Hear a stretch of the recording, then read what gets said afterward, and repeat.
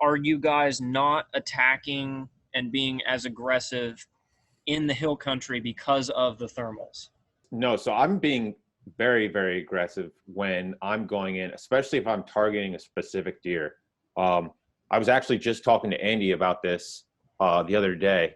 So I had scouted a location. It's actually kind of, I think it's like a 10 or 15-year-old clear cut that has a whole bunch of fingers coming off of it, and the bucks bed on those fingers. And I had went in there and was going to set up maybe 100 yards from this finger. Well, I thought with the wind and the thermals, the deer was going to be bedded on a different finger, was setting up on a other finger, and the buck was 15 yards away from me. So I get very, very aggressive there with that, and pretty much my bedding tactics in general. To me, I'm very curious to see what Zach and Eric say about this. But to me, I think with the thermals, it actually gives you a little bit of a leeway as far as playing that so that you can get in real tight to them. Zach, why don't you go next? I'm just running some things through my head. It's funny. I actually feel I'm definitely aggressive in hill country, and I feel more comfortable being aggressive in hill country. I'm living in South Carolina now. This is my first season. I caught the end of the season last year for like the last month of the season last year. But it's funny down here, it's much flatter, but almost the whole state's pines and clear cuts. It's like everything's bedding. So I've caught myself this early season being too far off the bedding, hunting the fringes too far, with a little less confidence. In the hill country, I'm absolutely being aggressive. And you said you're hunting more hill country. You're going to hunt hill country this year. Is this a big parcel of ground? Yeah. So I'm going to start doing a lot of traveling. And the reason being is my area of Indiana, I've grown so accustomed to it that I need to get outside of my comfort zone. I don't know that I didn't shoot a buck last year, but pretty much from then on back until I was about 18, I've been pretty successful. I've just grown so accustomed, and I want to get out of that comfort zone. And from what I hear, guys talking about hill country and all that stuff, it just seems so much different than what I'm accustomed to, and that's what I'm looking for. I want that challenge. So the pine country would be interesting because I know that Mason Wixon, he's down in Louisiana. I went down there and did some hog hunting with him, and it was all pine cuts and everything. And even just walking through there, it was just all bedding. I mean, there's just beds everywhere. Yeah. And it was super hard to really key in. But from there, I would assume that you just have to be really, really aggressive and do a lot more bump and dumps and all that good stuff, because that's mostly what I'm doing. I'm scaring deer out of their beds, and then I'm waiting for them to come back. I'm not on super, super pressured ground. Right now, my parcel of ground's about 80 acres, and I'm going to go as far to say I'm the only guy to hunt it for about the first 2 or 3 months, and then my cousins and stuff come in. But the farmer that owns 22,000 acres around me, he's got, 30, 40 some odd guys that come out and hunt here and there. So I'm not, on that PA ground. That stuff's pretty crazy out there. Is that where you're going? Are you doing a rut hunt this year? Will you be in hill country? Is that the plan, or not? So I'm gonna jump straight into the southern stuff. I'm gonna go to Louisiana around like mid-December, and I'm gonna play some of that. So you said the pine clearings, and I was pretty pumped up that that's gonna apply to what I'm actually seeing. But getting to know Torin, getting to know Jimmy, and all those guys, I'm really hoping to get out of state. I don't plan anything until I know that I've got what I want here in Indiana, and then I can start to move out of state because I'm tagged. Okay. But and I'm not going to say I know it's going to happen. That's a big assumption. But if it does happen, yeah, I'm heading to PA or I'm heading to West Virginia. Okay, so you're gathering knowledge and intel, making yourself knowledgeable about it to plan a hill country hunt. Yeah, don't be afraid to be aggressive. Do your homework. know some of the states you just said, Pennsylvania, West Virginia, you got lower deer density in some places, depending on where you're at. Maybe to where you are in Indiana and the flatter. What county are you in Indiana? I'm in Knox County. Oh, okay. Well, the thing about hill country is it can overwhelm you quick. You can spend some time not seeing deer, depending where you are. There's a lot of land void of deer activity. But if you're listening to the podcast with the thermals and Torin and some of the other podcasts we did, if it seems like your questions about aggression on the beds, absolutely get in tight, come up with a game plan. Trust yourself, because you've already got experience bed hunting, it sounds like. So just take the knowledge you've been learning about the hills, and there's gonna be a little bit of trial and error. Gather as much intel as you can. I'm gonna have to start working out a little bit more, man. Yeah, that's definitely going to play a role. I don't know.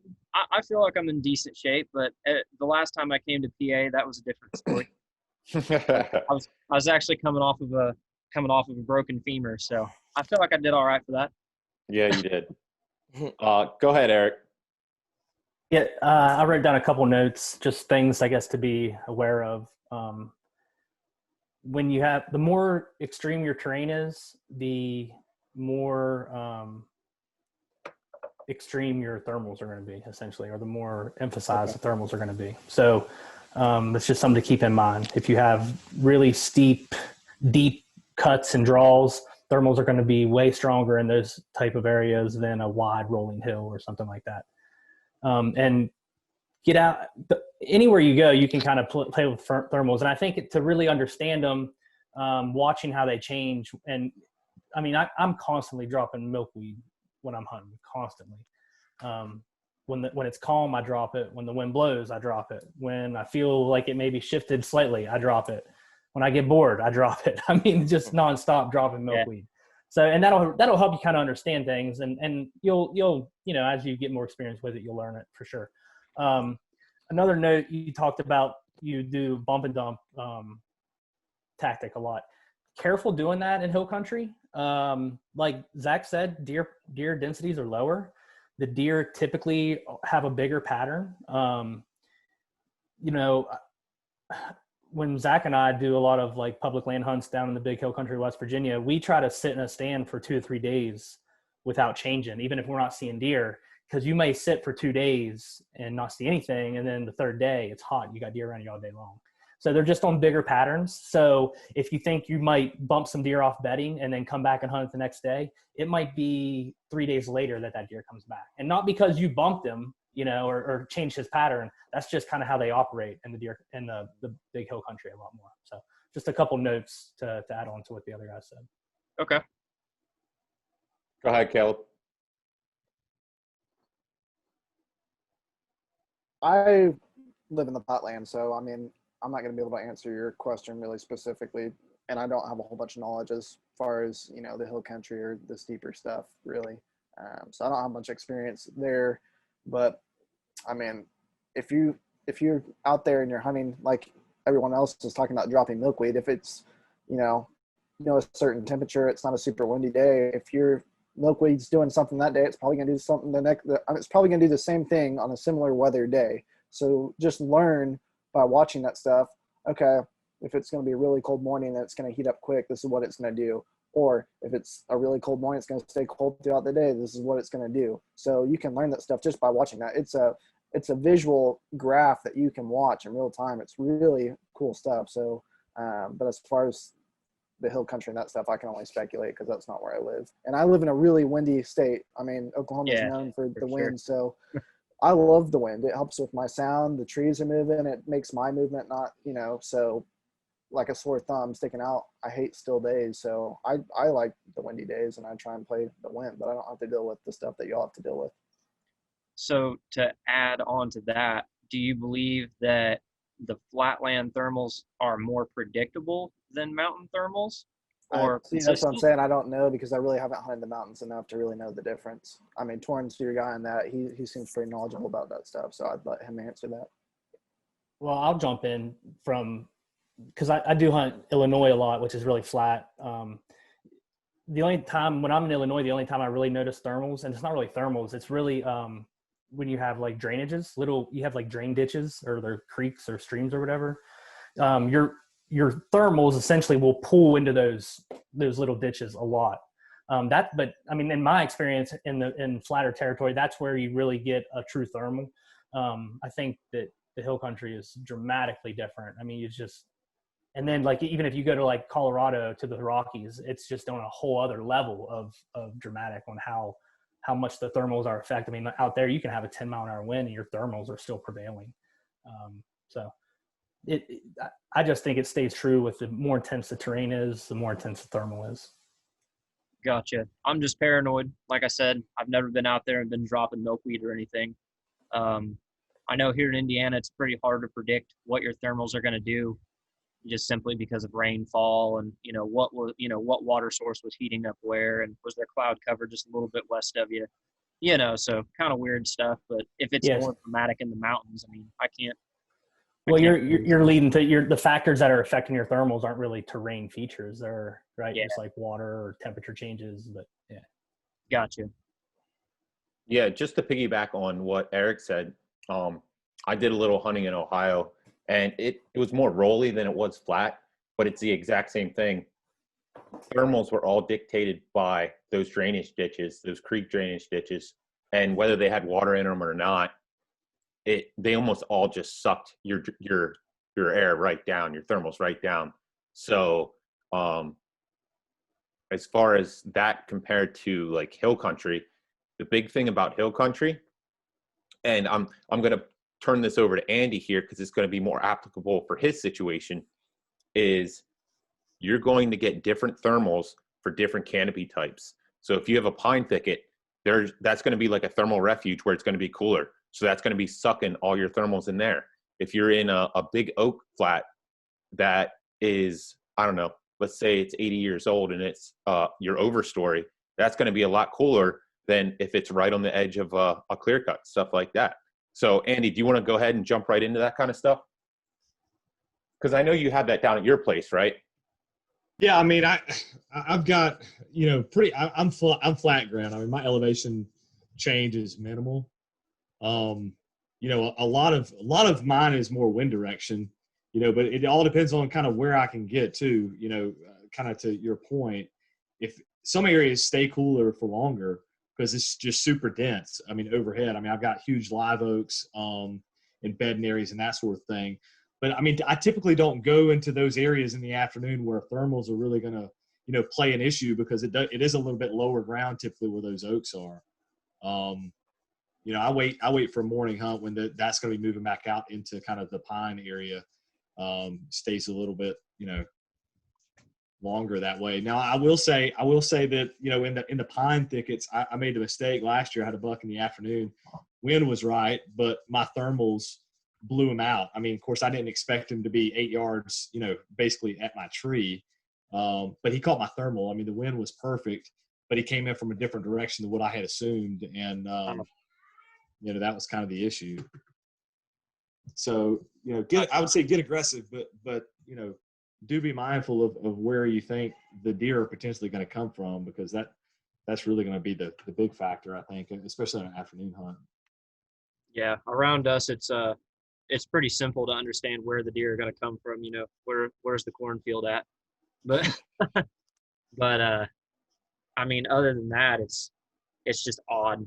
I don't know. You get in the river bottoms and it's hard to control a thermal or even just a wind movement because if the river's flowing hard that day, just the wind current picked up from that right there might be enough to, start sucking stuff a different way. And then all of a sudden it heats up a little bit and now your thermal's wrapping the next way. It's just, I don't know. It just seems if it's going to be a little more drastic and all that good stuff in the mountains, I would fully assume that you would have to be more aggressive because you don't have time to sit there and wait and hope to God the thermals don't change.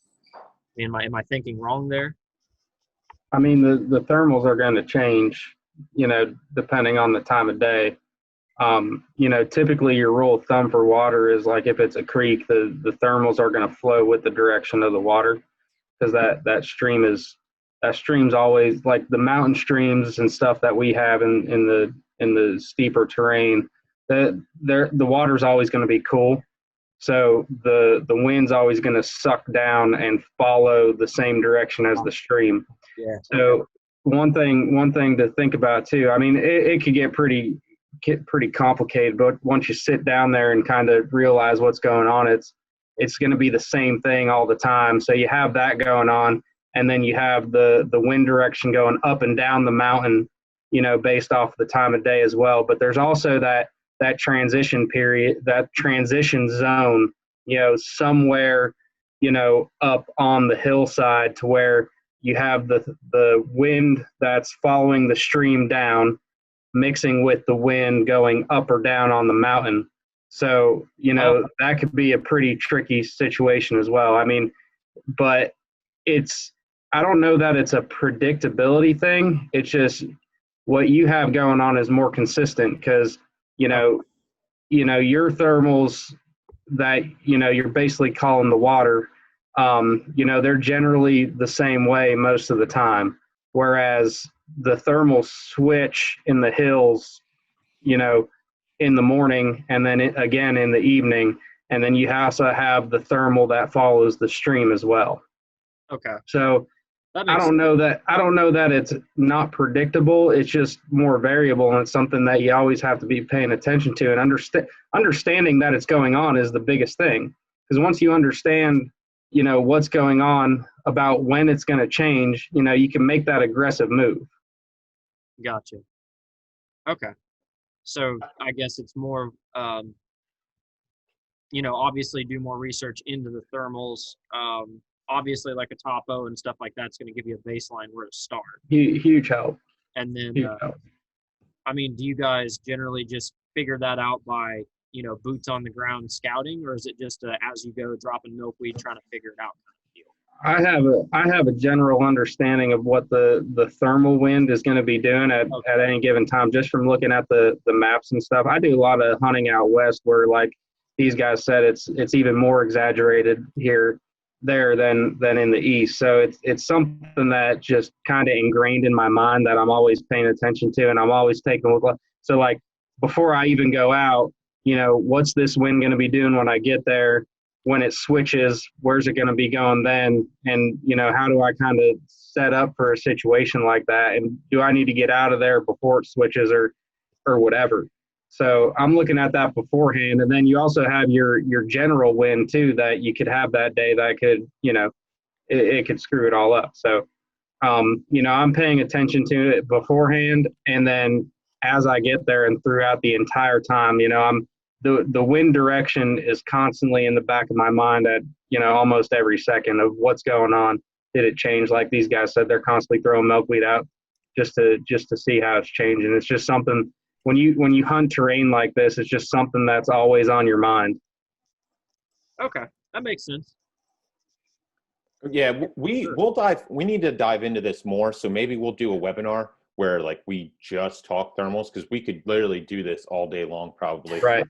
I try not to go off on a tangent too long. I was like, we can really unpack this. You really can.